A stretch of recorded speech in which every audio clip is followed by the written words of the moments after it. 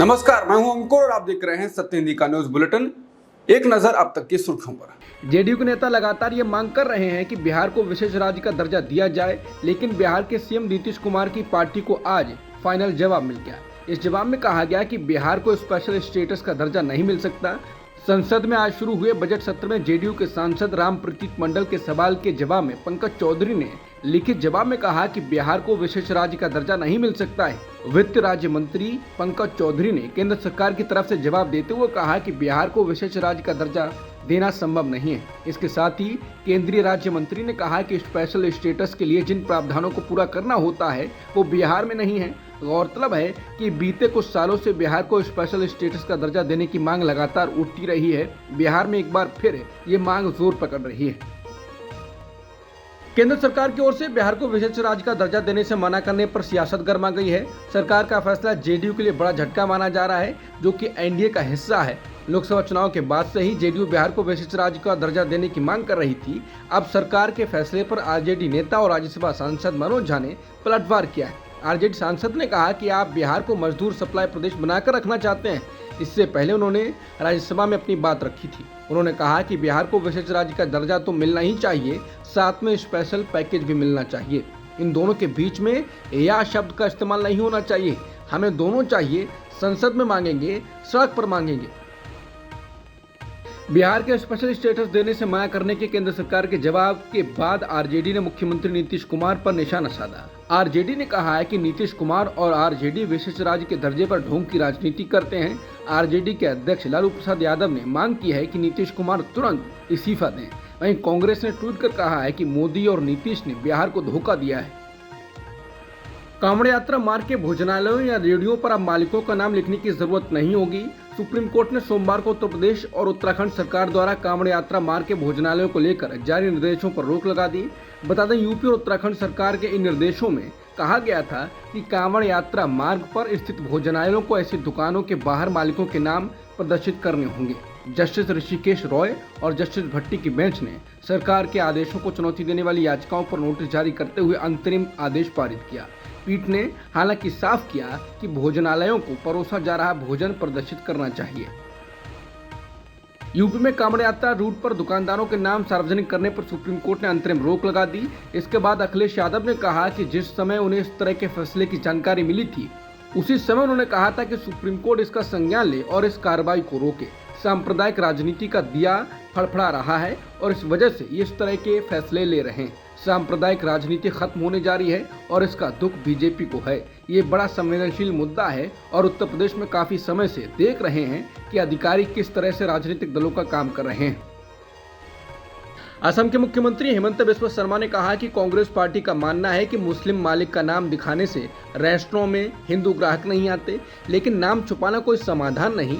हमें खुद से पूछने की जरूरत है कि झिझक क्यों मौजूद है और अंतर्निहित कारणों का समाधान करना चाहिए। इस पर जवाब देते हुए कांग्रेस नेता पवन खेड़ा ने कहा, क्योंकि ये विभाजनकारी ट्रेंड सिर्फ मुसलमानों तक नहीं रुकेगा, ये अल्पसंख्यकों, दलितों, आदिवासियों, ओबीसी तक पर जाएगा। उन्होंने कहा कि आप आरएसएस इकोसिस्टम में नए आए हैं, आपको ये समझने में समय लगेगा कि वो कैसे सोचते हैं। साथ ही अस्पृश्यता असंवैधानिक है। क्या आपको याद है भारत का संविधान है?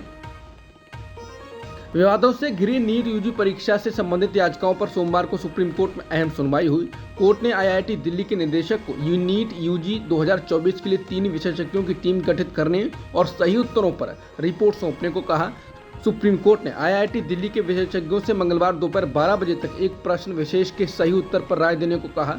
कोर्ट ने इस दलील पर गौर किया कि एक प्रश्न के 2 सही उत्तर थे और एक सही विकल्प के लिए अंक दिए गए थे। केंद्र सरकार ने आरएसएस को लेकर एक बड़ा फैसला किया है। सरकार ने आरएसएस के कार्यक्रमों में सरकारी कर्मचारियों के शामिल होने पर लगी रोक को हटा दिया है। अब सरकारी कर्मचारी भी संघ के कार्यक्रमों में शामिल हो सकेंगे।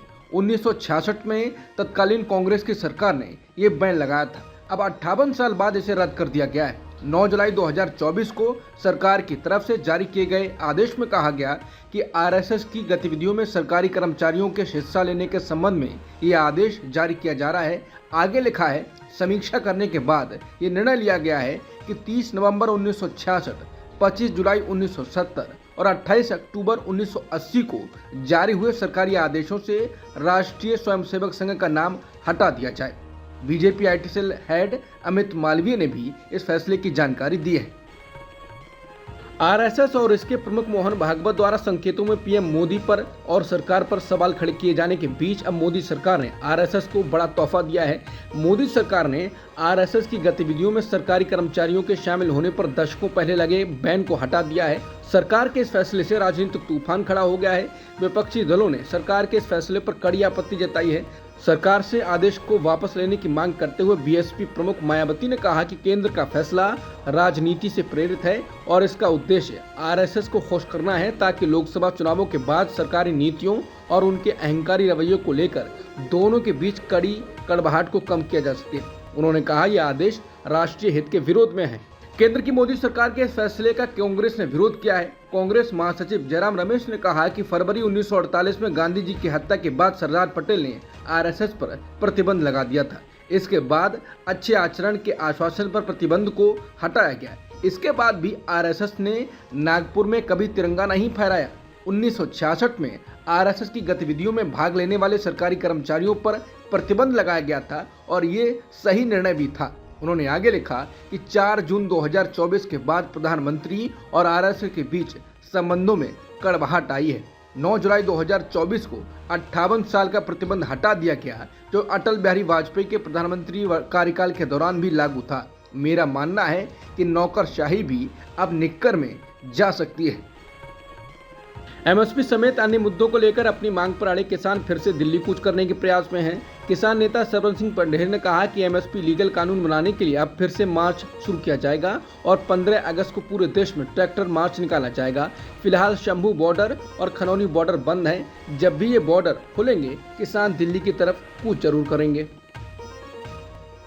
देश में पेपर लीक पर आंदोलन हो रहा है, प्रदर्शन हो रहे हैं, लेकिन शिक्षा मंत्री ने आज संसद में ऐसा बयान दिया कि छात्र बिलबिला जाएंगे। दरअसल कांग्रेस नेता मणिकम टैगोर ने लोकसभा में कहा कि पिछले 7 सालों में 70 पेपर लीक के मामले सामने आए, जिस पर शिक्षा मंत्री धर्मेंद्र प्रधान ने कहा कि पिछले 7 सालों में पेपर लीक का कोई सबूत नहीं मिला है। ये नीट पेपर मामला सुप्रीम कोर्ट में चल रहा है। मैं पूरी जिम्मेदारी के साथ कह सकता हूं कि एनटीए के बाद 240 से अधिक परीक्षाएं सफलतापूर्वक आयोजित की गई हैं। संसद का बजट सत्र आज से शुरू हो गया है और इस दौरान नीट परीक्षा में कथित गड़बड़ी को लेकर हंगामा हुआ। विपक्ष लगातार नीट परीक्षा में कथित धांधली को मुद्दा बना रहा है। प्रश्नकाल के दौरान विपक्ष के नेता राहुल गांधी और अखिलेश यादव भी बोले, जिनके सवालों के जवाब देने के लिए केंद्रीय मंत्री धर्मेंद्र प्रधान मौजूद थे। कांग्रेस नेता राहुल गांधी ने नीट परीक्षा में कथित धांधली पर कहा कि लाखों बच्चों के भविष्य के साथ खिलवाड़ हुआ है और भारत की परीक्षा व्यवस्था में गड़बड़ी है। उन्होंने कहा कि न सिर्फ नीट बल्कि सभी बड़ी परीक्षाओं में बेहद गंभीर समस्याएं हैं। राहुल गांधी ने धर्मेंद्र प्रधान पर निशाना साधते हुए कहा कि उन्होंने खुद को दोषी ठहराने की जगह हर किसी को दोषी ठहरा दिया है। उन्होंने कहा कि उन्हें तो ये भी लगता है कि यहाँ जो कुछ हो रहा है उसके मूल तत्वों को शिक्षा मंत्री भी समझते हैं या नहीं। राहुल गांधी ने कहा ये लाखों बच्चों के भविष्य का सवाल है और पैसे के बल पर परीक्षा का सौदा संभव है। इस पर धर्मेंद्र प्रधान ने प्रतिक्रिया देते हुए राहुल गांधी के बयान को दुर्भाग्यपूर्ण बताया और कहा कि पूरी परीक्षा व्यवस्था पर सवाल उठाना गलत है। लोकसभा में समाजवादी पार्टी के मुखिया और कन्नौज से सांसद अखिलेश यादव ने शिक्षा मंत्री धर्मेंद्र प्रधान से कई तीखे सवाल पूछे और कहा ये सरकार किसी और चीज का रिकॉर्ड बनाए ना बनाए, पेपर लीक का रिकॉर्ड जरूर बनाएगी। अखिलेश यादव ने कहा कि मुझे इसके बैकग्राउंड में नहीं जाना कि कब कैसे किस संस्था को बनाया गया है। पूरे देश के छात्र इस पर आंदोलित थे। लगातार अखबार और सीबीआई के जांच के बाद चीजें सामने आ रही हैं, लोग पकड़े जा रहे हैं, जेल भेजे जा रहे हैं। इसके बाद धर्मेंद्र प्रधान पर हमला बोलते हुए अखिलेश यादव ने कहा ये मंत्री जी जब तक रहेंगे तब तक बच्चों को न्याय नहीं मिलेगा। महाराष्ट्र में कुछ ही महीनों में विधानसभा चुनाव होने हैं और इससे पहले एक बार फिर मराठा आरक्षण का मुद्दा गर्म हो गया है। मराठा आरक्षण की मांग को लेकर आंदोलन कर चुके सामाजिक कार्यकर्ता मनोज जारंगे ने राज्य में सत्ताधारी गठबंधन से पूछा कि आखिर मराठा आरक्षण के मुद्दे पर उसका क्या रुख है। उन्होंने कहा कि मराठा कोटा पर विपक्षी दलों से उनका रुख क्यों पूछा जाता है। बीजेपी को स्पष्ट करना चाहिए कि मराठों को आरक्षण मिलने जा रहा है या नहीं। उन्होंने राज्य सरकार पर मराठा समुदाय की चिंताओं पर विचार किए बिना वोट बैंक के तौर पर इस्तेमाल करने का आरोप लगाया। मध्य प्रदेश की मोहन यादव सरकार में बीती 8 जुलाई को कांग्रेस से आए पूर्व विधायक रामनिवास रावत को शामिल किया गया था। करीब 13 दिनों के बाद रावत को विभाग दिया गया। विभागों के नए सिरे से बंटवारा करते हुए मुख्यमंत्री ने रावत को वन पर्यावरण विभाग का दायित्व सौंपा है। रावत को मंत्री बनाए जाने के पूर्व तक ये महकमा झाबुआ जिले की अलीराजपुर के विधायक नागर सिंह चौहान के पास था। विभागों में रद्दोबदल करते हुए मुख्यमंत्री ने उन्हें कम महत्व वाला अनुसूचित जाति कल्याण विभाग सौंप दिया। विभाग बदलने से चौहान बेहद खफा हैं। नागर सिंह की नाराजगी सोमवार को खुलकर सामने आ गई। उन्होंने मीडिया के सामने कहा कि मैं इस्तीफा दे दूंगा क्योंकि मैं मंत्री रहते हुए आदिवासी हितों की रक्षा नहीं कर पा रहा। हालांकि इसके तुरंत बाद उन्होंने सभी मीडिया कर्मियों को रोक लिया और बाइट सार्वजनिक करने से मना कर दिया। बाद में उन्होंने कहा कि अभी इस्तीफे का मामला होल्ड पर है, वो पहले भोपाल में पार्टी के वरिष्ठ नेताओं से मुलाकात करेंगे, उनकी बात नहीं सुनी जाती है तो इस्तीफा दे सकते हैं। प्रधानमंत्री मोदी ने बजट सत्र शुरू होने से पहले संसद के बाहर कहा कि पिछले संसद सत्र के दौरान विपक्ष ने उनकी आवाज को दबाने की कोशिश की। पीएम मोदी ने कहा कि 2.5 घंटे तक देश के प्रधानमंत्री का गला घोंटने का, उनकी आवाज को रोकने और दबाने का लोकतांत्रिक परंपराओं में कोई स्थान नहीं हो सकता। पीएम ने विपक्ष पर इशारा करते हुए कहा कि इसका उन लोगों को कोई पश्चाताप तक नहीं है और न ही दिल में दर्द है। इसके आगे पीएम मोदी ने कहा कि वो आग्रह पूर्वक कहते हैं कि देश की जनता ने उन्हें देश के लिए भेजा है, न किसी दल के लिए भेजा है। उन्होंने कहा कि सदन दल के लिए नहीं बल्कि सदन देश के लिए है। पीएम मोदी ने कहा कि पिछले सत्र में विपक्षी दलों ने कोशिश की कि मैं संसद में बोल ना सकूं। लोकतंत्र में ऐसी रणनीति का कोई स्थान नहीं है।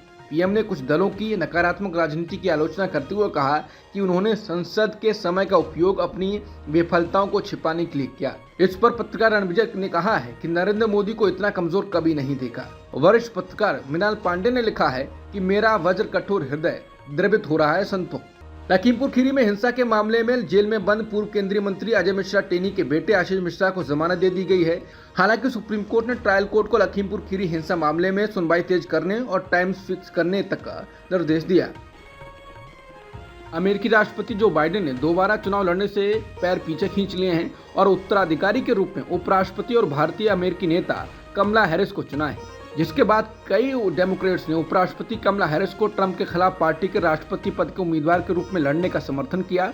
लेकिन पूर्व प्रतिनिधि सभा अध्यक्ष नैन्सी पेलोसी सहित पार्टी के कुछ शक्तिशाली नेता चुप रहे हैं। डेमोक्रेटिक पार्टी के अंदर इस बात को लेकर काफी संदेह है कि क्या हैरिस ट्रंप को हरा सकते हैं। कुछ डेमोक्रेट्स ने सुझाव दिया है कि पार्टी को अगस्त में होने वाले सम्मेलन से पहले एक मिनी प्राइमरी आयोजित करनी चाहिए। सूर्य कुमार यादव को हाल ही में टीम इंडिया का नया T20 कप्तान बनाया गया है। सूर्या को श्रीलंका सीरीज के लिए कप्तानी का जिम्मा मिला है। हार्दिक पांड्या को भी इस टीम में जगह मिली है, लेकिन उन्हें उप कप्तानी की भी जिम्मेदारी नहीं दी गई है। अब खुद चीफ सिलेक्टर अजीत अगरकर ने इसके पीछे का कारण बताया है। अजीत अगरकर ने और टीम इंडिया के नए हेड कोच गौतम गंभीर ने पहली बार साथ में प्रेस कॉन्फ्रेंस की। इस दौरान सूर्या को कप्तान बनाए जाने को लेकर कहा कि सूर्य कुमार यादव को कप्तान बनाया गया क्योंकि वो इसके लिए एक योग्य कैंडिडेट हैं। वो T20 के सर्वश्रेष्ठ बल्लेबाजों में से एक हैं। आप ऐसा कप्तान चाहते हैं जो सभी मैच खेले। इस वजह से सूर्या को ये जिम्मेदारी दी गई है। विराट कोहली और रोहित शर्मा ने T20 के वर्ल्ड कप जीतने के बाद इस फॉर्मेट को अलविदा कहा था। यहां से लगातार इस बात को लेकर चर्चा होने लगी कि दोनों प्लेयर्स वनडे या टेस्ट टीम के साथ कब तक रहेंगे। इस सवाल का जवाब खुद इंडियन हेड कोच गौतम गंभीर ने दिया है। हेड कोच ने कहा कि दोनों प्लेयर्स ने दिखाया है कि वो बड़े मंच और बड़े टूर्नामेंट्स में क्या कर सकते हैं, चाहे वो T20 विश्व कप हो या फिर वनडे विश्व कप। मैं निश्चित रूप से कह सकता हूं कि दोनों में बहुत क्रिकेट बाकी है। अभी चैंपियंस ट्रॉफी और ऑस्ट्रेलिया का बड़ा दौरा होना है और ये दोनों निश्चित रूप से वहां अच्छा प्रदर्शन करने को उत्साहित होंगे। अगर उनकी फिटनेस बरकरार रहती है तो वो 2027 वनडे विश्व कप का भी हिस्सा हो सकते हैं। अब तक की सुर्खियों में इतना ही। बाकी खबरों के लिए बने रहिए सत्यहिंदी.com के साथ।